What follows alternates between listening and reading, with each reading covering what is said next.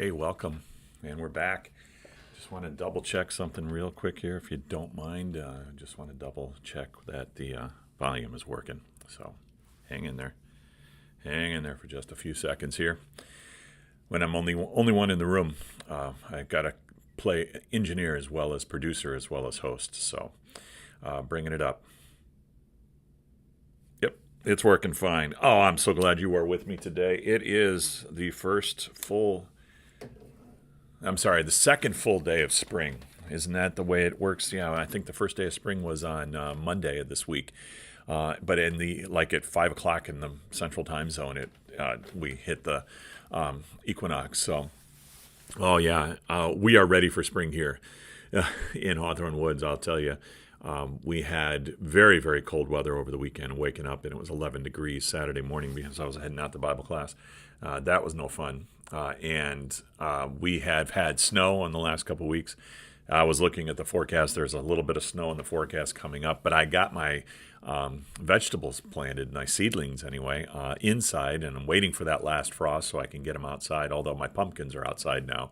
So I'm going to have to watch out for that if it's going to frost over the next couple of days. But we are here. This is Coffee and Word Reflection with me, your host, Pastor B, here at St. Matthew Lutheran in Hawthorn Woods, Illinois. And this podcast goes a little bit like this. I ask for questions and or comments the previous weekend at all the worship services, Saturday and Sunday morning. And they're on half sheets of paper like this one. And the members, there's a handful of people that will write down questions or make a comment either about what they heard in the message that weekend or what they have questions about the church, about Christianity, about the things that we do as Lutherans, as Christians, or anything of that nature. And so that's what generates the content for today's podcast, is what they gave me over the last weekend for this. And I've got a few things here that I'm going to discuss on today's program. We are sponsored by Sharing the Joy Ministry here at St. Matthew. It's one of our ministry groups here that reaches out, noticing the boundless need around us, and they want to reach out with the boundless love of Jesus so that we all may live with boundless hope. That's our vision here at St. Matthew. And Sharing the Joy provided the coffee for today. If you would like to sponsor the podcast and get us some coffee, and that would be great. Just contact church office, email us, or give us a phone call. You can go to our website, and our website is www.stmatts.net. So that looks like www.stmats.net, stmatts.net. So stmats.net, you can contact us. You can find out more about this podcast. You can find out more about our mission and ministry here at St. Matthew. So I wanted to welcome some people who are here and tuning in live on the stream right now. This stream, of course, is available 24/7 after the stream is live, and we are on Facebook and YouTube, or maybe you're at our website and you click through the link that probably took you to our YouTube channel. You can subscribe to our YouTube channel and click on the bell, and you'll get notifications when we go live or when a video drops. We do all kinds of videos here at St. Matthew. We have two instances of a Bible a devotion called Boundless Hope, and it drops on Fridays and Mondays, and it's kind of based on the weekend messages that we do here at St. Matthew. There is a St. Matthew Minute, which is an overview of the message from the previous weekend. We also have our Bible studies streamed. Many of them are streamed live or are thrown up on the website afterwards, our sermons. There's a Boundless podcast, which is the message from the previous weekend, and it goes out and can be heard on Apple Podcasts, Google Podcasts, Stitcher, Anchor, wherever you get your podcasts. We're trying to get as many platforms as possible, and you can share that as well. I hope that you are sharing this stream. You can click on share and spread it all over Twitter or Getter or Truth Social or whatever your social media platform that you enjoy and use, so that more and more people can get to us and see us, and hopefully knowing that they have a need. Need is boundless in this world. we have the boundless love of Jesus as followers of Jesus, and we'd love to share that with them. And that's one way that you can do it, sharing this podcast. I want to get into it today. One of the things that we have coming up as we are quickly coming to the end of Lent. The end of Lent is is Holy Week, and that is 2 weeks from this weekend is Holy Week. 2 weeks from Monday, I guess you could say. Palm Sunday is the end of the Lenten season and the Sundays in Lent, and then there are many churches have special services on Thursday of Holy Week, then Good Friday, the day the church commemorates the death of Jesus, and then Holy Saturday, where we begin a vigil of looking for an empty tomb, and then Easter Sunday morning, which is April 9th this year. One of the things that we do here at St. Matthew is we have First Communion on Monday, Thursday for our confirmation students, our youth confirmation students. And we have, the way it works here at St. Matthew is we have 3 years of confirmation studies. And in the second year, they have gone through the catechism in every instant, all the 6 chief parts except for the Lord's Prayer. That's what we hold on to that for the third year, but we get them through the sacrament of the altar of the Lord's Supper by the end of their second year. And so we have 8 young students that have completed that study, and now we believe they are ready to take communion, the Lord's Supper. And so that will be their first opportunity will be on Monday, Thursday, which is the day, by the way, that many churches commemorate the institution of the Lord's Supper that Jesus gave us during his Passover celebration that year that he was crucified and resurrected. And so some questions came through this past weekend, knowing that that was coming up, is about some questions about communion. And one of the questions was, why do we offer communion every week instead of twice a month? This is something that actually we started doing as we came out of the pandemic, out of the lockdowns of the pandemic. You may remember in March of 2020, the federal government and the local governments, the state governments, asked churches not to gather together in groups, in their large group settings. We complied, and I don't want to debate whether we should have or not, but what we were ready to do here at St. Matthew was to do exactly what I'm doing with you now, stream live. So we never stopped our worship services. But we did not have people actually coming into the sanctuary for worship. They were able to worship on their phones, on their tablets, on their computers, on their smart TVs for the end of March, all through April, all through May, all through June. But starting in June then, what we did was we were able to gather outside. We had purchased a low-powered FM transmitter, and were able to have people in their cars tune in to whatever frequency we were picking, way down in the 90s, lower 90s of the FM dial, and we had worship that way, okay? But what we did was we had communion every week then. We did communion every week. Prior to that, we would alternate. We would have, one week we'd have communion at 8 o'clock at the 8 o'clock service. The following week we would have communion at the 10:45 service. And if we had communion at the 8 o'clock service, we also had it on Saturday nights at the Saturday afternoon service. So that kind of followed together.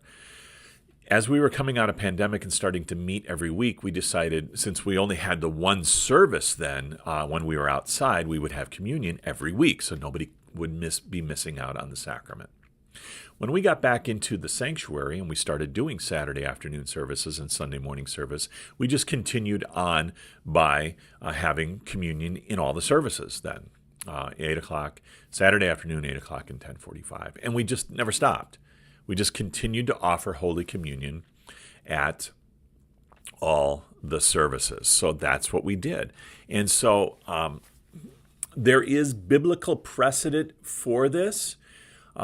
If you look in the book of Acts, you see when it's described when the people of God, the followers of Jesus, would gather together, the brothers and sisters of Jesus, Christians would gather together every Lord's Day.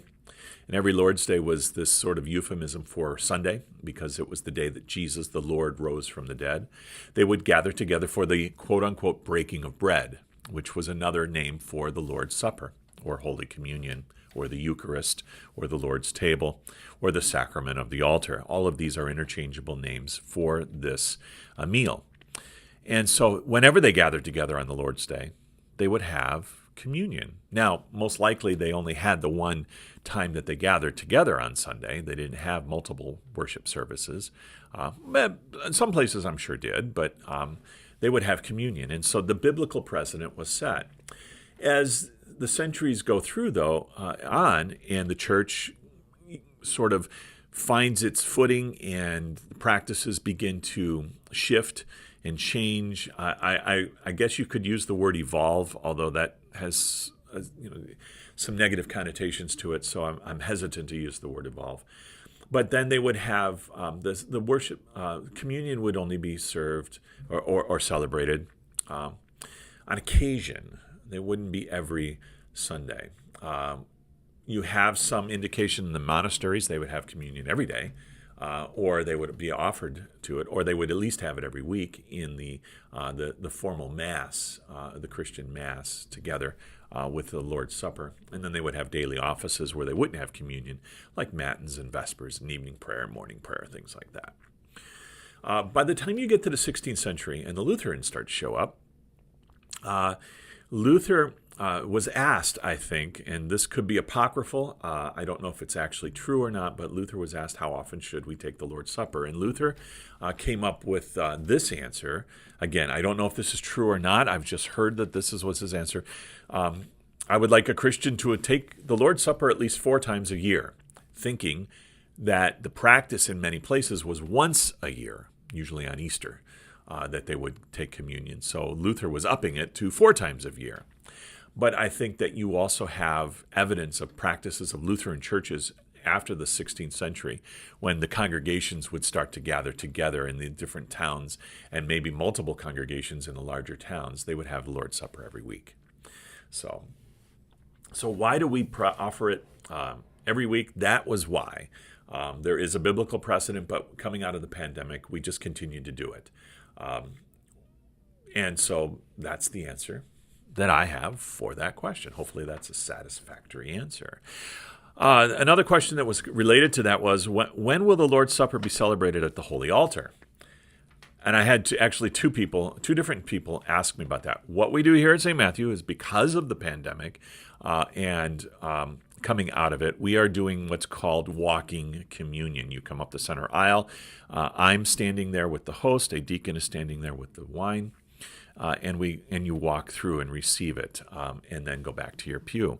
We do have an altar rail, communion rail, that we did use during Advent this last year. We have found that we are limited in space. On one side, we've got a grand piano. On the other side, we have the contemporary worship band, Saved, set up back there. So we're limited in space on that one side. So we are working through that, how we can best use the space we have so that we could go back to the railing. It does slow down communion. That's not necessarily a bad thing, but it takes more time to go to the railing because we can only have anywhere from 12 to 18 people at one time on either side. 18 on one and the other side. So, what is it? 36 total. It takes a little bit more time. And that's not necessarily a bad thing, but this is why we're doing it. And we are looking at this. Easter Sunday, because we anticipate having a large crowd, which we usually do, we will be doing walking communion, but we are going to at least explore our options to see if we can get back to the railing after Easter Sunday. So that was one of the questions that was asked. And I've answered it, hopefully satisfactory. Okay, so we're moving along here. I'm really glad that you, again, joining me. Some of you have come in a little bit later. If you have any questions or comments while you're watching this live, go ahead and post them. If you're on YouTube, you have a live chat. I am able to see that right here. Down here. It's off camera, but you can see it there. There's a comment section on the YouTube, on the Facebook page, so you can put things in there as well. And so I'm looking at that and seeing that Bill and Gail are watching. Hopefully they are still there.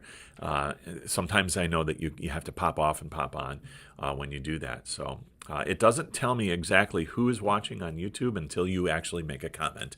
Then it shows up that way. So, but if you'd like to ask a question, I am watching those, and I will try to get to those as well. I did get a comment here okay, so let me give the background to this question. This past weekend, if you were not in church or did not watch our live stream, go ahead. You can, after we're done here, the podcast, the Boundless Podcast Habits, called Relentless Cry, and the worship services out there also on our YouTube channel and Facebook page, and our website, I believe, as well. There's links to it. You can watch it. Our theme of worship was Relentless Cry. We're in a series for this Lent called Relentless, and I spell it out R-E-L-E-N-T, Lent-less, Relentless. And Relentless Cry was the text. And the text was actually from Isaiah, coming up as Ezekiel. I'm getting ahead of myself because I'm already looking at the finishing up the message for this coming weekend. We were in Isaiah, and Isaiah 42, I believe, is the chapter, off the top of my head, verse 14, where the description, God describes himself as a woman in labor, okay, that he's going to cry out like a woman in labor. The previous verse was he is a warrior in battle who's going to give out the battle cry, crying out in battle. And so that was what we talked about, that we are in this battle, and these descriptions of God point us to Jesus and the final battle on the cross. And so the question was, do you think that God is pictured as a warrior in one verse and as a woman in labor in the next verse, because they are both examples of people fighting for life? Yes, exactly right. Very astute observation on that. That's exactly why God was describing himself as a warrior in battle, crying out with a battle cry, and a woman giving labor, because life is involved. Warriors battle. I realize that it sounds sort of either ironic or oxymoronic, that when you're fighting a war, death is a distinct possibility and destruction, but it's to bring peace. That's usually why wars are fought. To maintain peace or to defend peace, and to defend life. And a woman giving birth is bringing a life into the world, the life that was started when at conception, and after 9 months is bringing forth that new life. God is pictured in both ways because that's exactly what he's doing for us. He is bringing us, in a sense, back to life. If you think about it and look at Scripture, especially Psalm 51, where David, the psalm writer, writes that in sin did my mother conceive me, in iniquity am I brought forth from the womb. We are all conceived and born as human beings after Adam and Eve, sinful. In fact, everyone who is born sinful. And the Catechism kind of talks about it using three descriptions. We are born spiritually dead, spiritually blind, and active enemies of God. That's the way we're born, conceived and born. And so something has to happen to us. Something has to happen outside of us. Since we're spiritually dead, the dead cannot do anything for themselves. You know, you've seen probably movies and TV shows, or maybe even witnessed it in real life. Someone whose heart stops, they're clinically dead, and CPR is administered, and they're pounding on the chest, and they're blowing air into their lungs, and the heart starts back up again. That dead person couldn't do anything on his own or her own, but somebody outside of them is giving them life again, bringing them back to life, is sometimes the way it is that it is described. And so that's exactly what God is doing with us as we are born dead. He's bringing us back to life. Jesus has this discussion in John chapter 3. It's recorded in John chapter 3, the gospel. And Matthew, Mark, Luke, John, the fourth book of the New Testament. He has this conversation with Nicodemus, who's a Pharisee, and he talks about being born again. Jesus tells Nicodemus, unless one is born of water and of the Spirit, born again from heaven, or born from heaven, they cannot enter the kingdom of God, cannot have life in them. And Nicodemus, either facetiously or maybe just honestly ignorant about what Jesus meant, as how can a person be born again when they're old? How can they go back in their mother's womb? And Jesus is actually, he explains it. No, I'm talking about baptism. I'm talking about being born of water and of the Spirit, being born of the Spirit. That's that born again. So God does this for us. In baptism, we are given this new life. And so when God describes himself as a warrior in battle or as a woman in labor, it's because he brings us life. He brings us into his kingdom. He makes us his children through the waters of baptism. And all of this is done by Jesus on the cross. You may have noticed, and you're going to be hearing, if you go into church or watch our services or come to our church for Holy Week, these Wednesday nights you've been hearing the Passion reading. We're coming up to when Jesus is on the cross, which we will hear next week on Wednesday night. And you'll also hear this on Good Friday as well. Jesus has what are called the 7 last words, or phrases, really, literally. They're not 7 single words. They're 7 phrases that Jesus says from the cross. And Matthew, Mark, and Luke all tell us that with the last word that Jesus says, a loud cry or a loud voice is used. He cries out. And that's because Jesus is a warrior in battle on that cross. Who is he fighting? He is fighting Satan. He is fighting death itself. Not for himself, because he didn't need it. He's doing it for you. And he's doing it for me. And so he cries out. He has the last word. Usually when we think about it, death has the last word. I mean, we have famous last words. We all probably are aware of some of the more famous last words, and everyone will have a last word eventually if they die before Jesus comes back. But in many ways, death gets the final word, doesn't it? Everybody dies, unless, of course, Jesus comes back in your lifetime. And Jesus actually gives us the final word, not death, because for a follower of Jesus, death means life itself. We are passing from this life, or as Luther called it, many other preachers, this vale of tears, into a place that there is no tears. No more pain, no more sorrow in heaven itself. And so that's actually my message for tonight. I have a devotion on this, and I'm going to expand on what I preached on this past weekend. So I hope you'll go back and watch it, or subscribe to the podcast and hear it as sort of a podcast. It's a 15 to 20 minute podcast. Doesn't take long.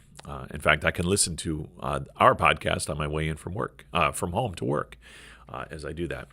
I don't know if that's something that you do as podcasts. It's something that I do. But again, kind of a nerd, kind of a geek about this stuff. I've been playing around with computers since the late 70s, when computers were still a new thing. But I do listen to several different podcasts. I found actually a couple more podcasts this past weekend that I really, really like. But I will let you know about ours. It's called Boundless. You can find us on Apple Podcasts, Google Podcasts, Stitcher, and Spotify also. I think we're on Stitcher. I'm still working on getting us up on more platforms, as is our tech guy, Todd. We're working together on that. But we are on Spotify. I know that because I've been able to subscribe to it. I actually found a couple other podcasts, too, that I like listening to. One is called Ashamed, as in I am not ashamed, unless it's called Not Ashamed. I'm not sure if that is. But it is by Phil, and it's hosted by Phil and Chase Robinson. Now, if you may not know that name, but if you do, you know who Phil Robertson is and Jace Robertson is. You remember the show on A&E called Duck Dynasty from a few years back? That's the guys. And they have this podcast. And I listened to it, and it's not like the Duck Dynasty show at all. If you know anything about the show, you know that each episode of Duck Dynasty ended with a family dinner and a family prayer, usually prayed by Phil Robertson, who is the patriarch of the entire Robinson family. And he always prayed in Jesus' name. These are not ashamed. These are unashamed Christians, these men and women in this family. And they have a podcast. And it was a Bible study on 2 Peter. And it was incredible. And they had Phil, they had Chase, they had Cy, Uncle Cy was on there, and then they had Alan. Alan is actually a pastor at the West Monroe Church of Christ, I think it is. I'm not exactly sure which church he is in pastoring. But it was an incredible Bible study, 45-minute Bible study. And it just blew me away. It was a lot of fun, just as Duck Dynasty is for a certain segment of the population, is a lot of fun. But man, was it deep. They went into this. And so I believe it's called Ashamed. I'm not exactly, but look it up, or Robinson, just like it sounds, Robertson, from the Duck Dynasty people. And they have other Bible podcasts as well, but Ashamed was the Bible study podcast. All right, so back to our questions. I got a couple more here. Watching my time here. Hopefully you brought... Excuse me, you brought your coffee along with, too. Again, I'm sharing the Joy Ministry here, provided the coffee here, but I am running low. If somebody wants to sponsor us, I'll give you a shout-out on the podcast if you bring in some coffee for us. K-Cups, of course, if you know anything, I like technology, and I got my Keurig over there, and the K-Cups, sort of giving a shout-out to Keurig, but I really like to use that as do it 1 cup at a time. Keeps me on the straight and narrow when it comes to coffee. If I made a whole pot of coffee, I drink a whole pot of coffee. So I try to do it 1 cup at a time and then get water in me after that. So, all right, so let's get back to this. If your eyes are opened and therefore you know sin, that is right or wrong. This is a reference back to Genesis 3 where Satan actually tempts Adam and Eve. Eve is the one he's talking to, but Adam is right there next to her. Satan tells Adam and Eve, God knows that when you eat of the fruit of the tree of the knowledge of good and evil, your eyes will be opened and you will know good and evil. And so this person threw this comment at me. If your eyes are opened and therefore you know sin, you can sin then. You know what sin is. But if your eyes are not opened, that is, you don't know what a particular sin might be, the question is, can you sin? And then they made the comment, so maybe we should keep our eyes closed? If only it were that simple. Paul talks about this, I believe it's in Romans, that because of the 10 Commandments, we know what sin is. He talks about that. If I didn't know I wouldn't know what coveting was if it wasn't for the 9th and 10th commandments, as it turns out. The 9th or 10th commandments aren't actually numbered in Exodus 20 or Deuteronomy 5. But Paul talks about it. I wouldn't know what stealing was. I wouldn't know what coveting was if I didn't have the 10 commandments. Okay. However, that's true. However, we are conceived and born sinful. We have what the church calls original sin. We are lost and condemned creatures. We need Jesus to perform this miracle of life on us, and that usually happens in baptism. Okay, so everyone is born with this innate understanding of right and wrong in general, very simplistic.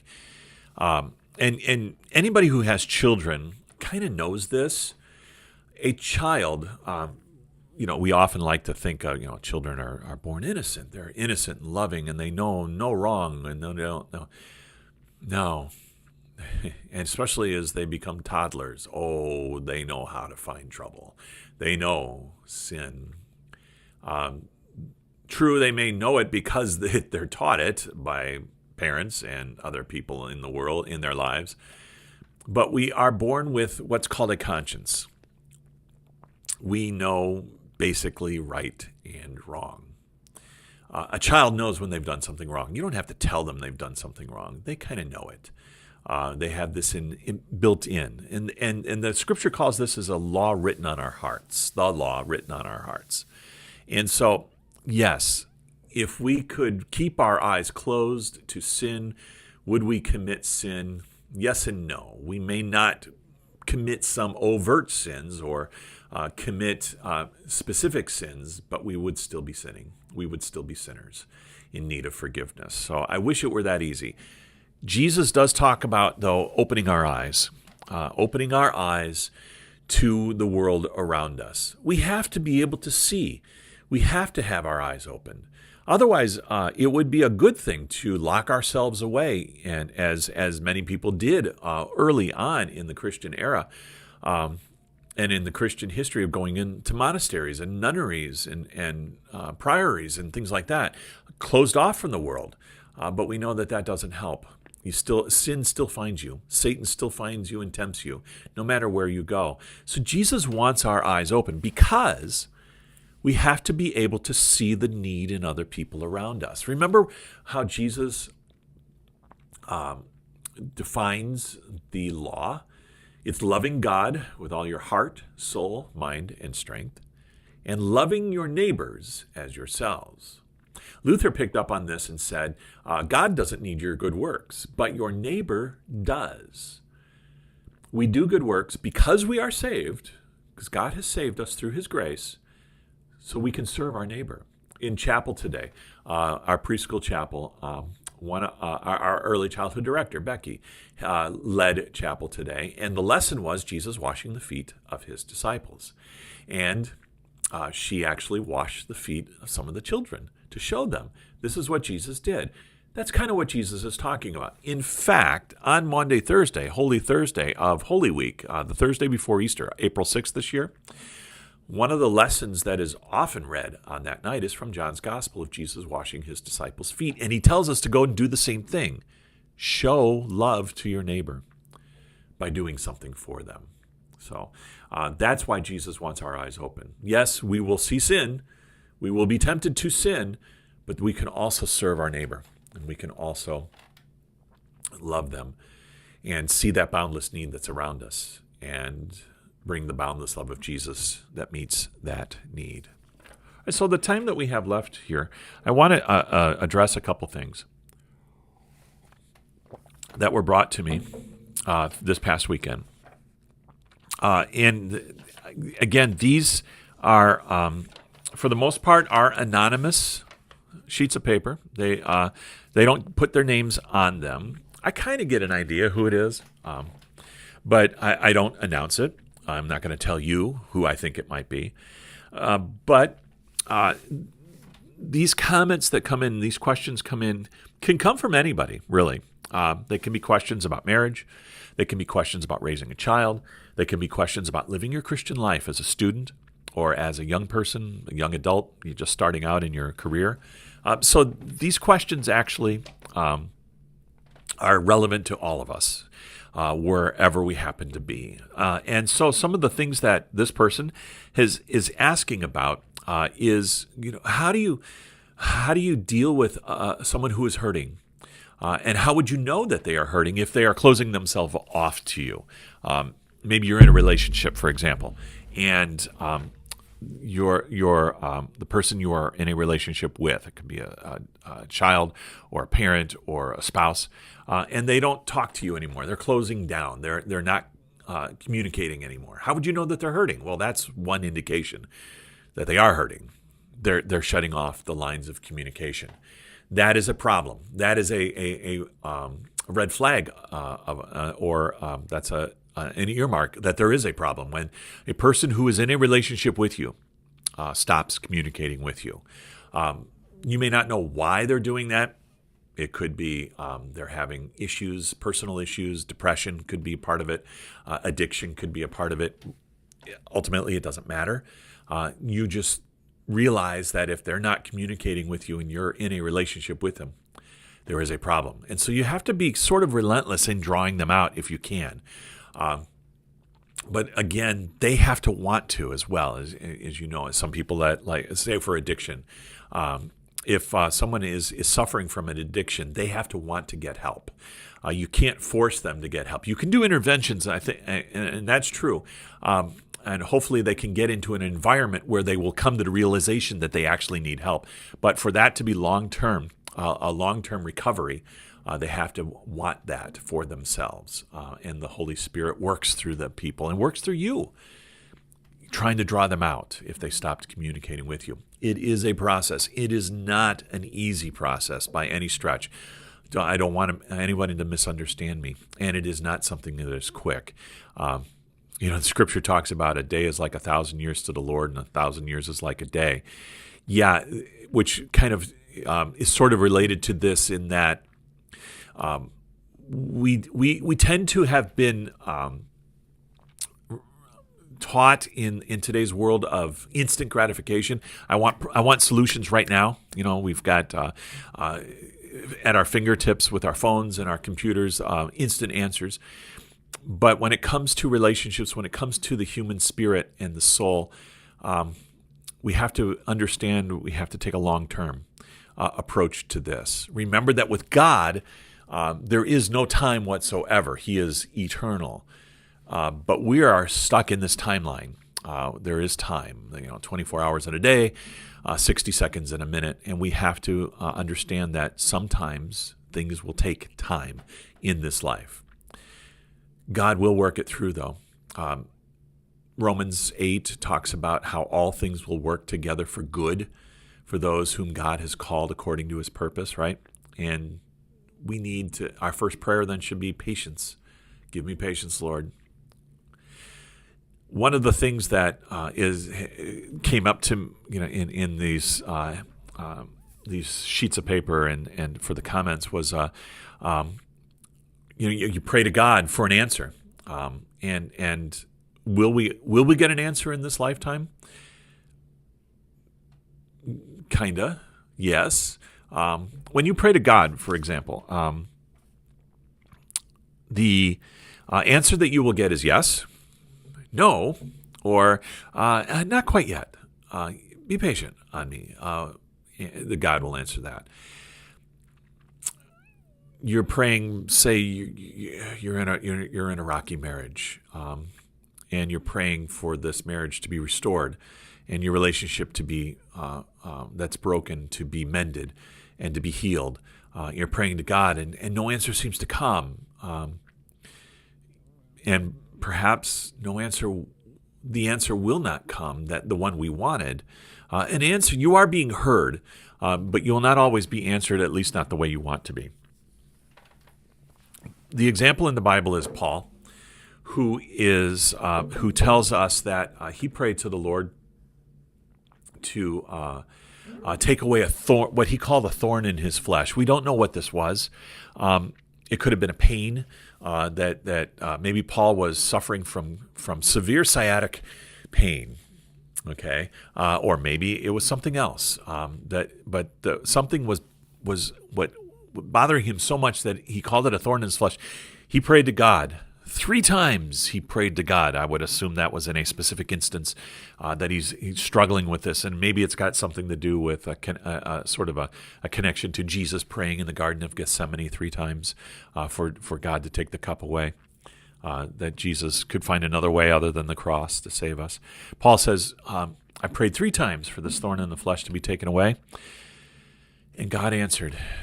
He heard his prayer, but God answered him, no. My strength is made perfect in your weakness. Again, as I referenced it, Jesus prayed 3 times to his Father in heaven that another way could be found to save mankind from sin, death, and the power of the devil other than the cross. And the answer was no, there is no other way. Jesus specifically prays that the cup that he must drink, or that is before him, instead of drinking it, could there be another way? And no, there was no other way. The answer was no. So sometimes the prayer is no. And sometimes that will be no all your life, that it was something that God wanted you to go through this way. I know that is not going to be the answer that many people want to hear about certain situations and their prayer life. But it is the biblical truth that sometimes, God is going to allow a marriage to break up. God is going to allow relationships to dissolve. God is going to allow someone we love to die. It's a hard reality, but it is a reality. How we deal with it, though, is a choice that we have. And I pray that if you are faced with that choice and are faced with that circumstance, that you will trust and lean on Christ, the solid rock that is immovable, and that knowing that the promise is made, good will come out of it. You may not know how, you may not be able to see it, but good will come out of it. The ultimate good is that there is a new place being prepared for us, a new heaven and a new earth, and that will be the ultimate good that comes out of it. Could be in this world that there will be some good as well. A marriage will be saved. A relationship will be restored. Someone will be healed and given more time in this world, but sometimes not. I wish I had better news for you on that, but I wish I could. I'm a father of 3 sons. My wife and I wish that it could be well with our boys all the time, especially when they were younger, that we could take the pain instead of them going through pain. But we know that that's not reality. It's just not the way it works in this world. But God does love us. Please be assured of that. God does love you. He sent Jesus to be your Savior. Lean on Christ, the solid rock. So we've come to the end of this podcast, Coffee and Word Reflection with Pastor B. And I want to invite you to join us tonight at 7 o'clock, wherever you happen to be. I don't know if you're not in the Central Time Zone, it's some other time. Like if you're in the Eastern Time Zone, it'll be 8 o'clock. If you're in the Mountain Time Zone, it'll be 6 o'clock. And if you're out on the West Coast of the United States, it'll be 5 o'clock. If you're in Australia, I don't even know what time it is there. I think it's 9 hours ahead of us. Something to that, at 9 or 10 hours ahead of us or something like that. But we will be here live for our midweek Lenten service. We are using a modified form of, in Lutheran service book, this is the hymnal that we have called Divine Service Setting 3, and we'll have communion. I will have a devotion. We will also hear a reading taken from the 4 Gospels about the Passion of Jesus. And I believe we are in the Praetorium tonight. That is Pilate. Jesus before Pontius Pilate and King Herod as well. And then next week is the final reading of that. So we are in the 4th midweek Lenten service. That will be live tonight at 7 o'clock in the Central Time Zone, and then available anytime after that on Facebook, YouTube, or our website. If you're in the Hawthorn Woods area, about the northwest suburbs of Chicago, we're about 45 minutes north, or 45 miles anyway, from downtown Chicago, north and west. Love to have you come with us and worship with us in person. Go to our website to plan your visit. We will be here this weekend. We are on Saturdays at 4 o'clock in the afternoon, and Sundays at 8 and 10:45. Saturday 4 and 8. Sunday at 8 is a classic service, divine service, again, setting 3, a historic Lutheran liturgy. And then Sunday 10:45 is our contemporary worship with our praise band, Saved. And again, those services are streamed live, but you're also invited to come in person. This weekend, there is a Bible study on Saturday mornings for men, although we were not going to kick you out, ladies. If you come online, we stream it live. We are in the book of Galatians, chapter 3. And Sunday mornings for everybody, we are in Revelation 11. We're going to start chapter 11. I don't think we're going to get through chapter 11 today. We just got through chapter 10 in 2 weeks, but chapter 10 of Revelation was a little bit shorter. Revelation 11 is packed full of stuff, and we're going to probably take a few weeks on this, but we're going to start this week on Sunday at 9:30 in the Central Time Zone. That's it for today. Again, thanks to Sharing the Joy for sponsoring today's podcast. I'm Ed Blonsky. I am the pastor here at St. Matthew, and I thank you for joining me today. Please share this podcast with somebody that you know on your social media, and click on the bell or the thumbs up or whatever it is. And if you subscribe to our YouTube channel, you'll get notifications of when our podcasts and when our devotions drop, when our recordings drop. If you're on Facebook, you can follow us, and you'll get notifications for those things as well. I pray that God will richly bless you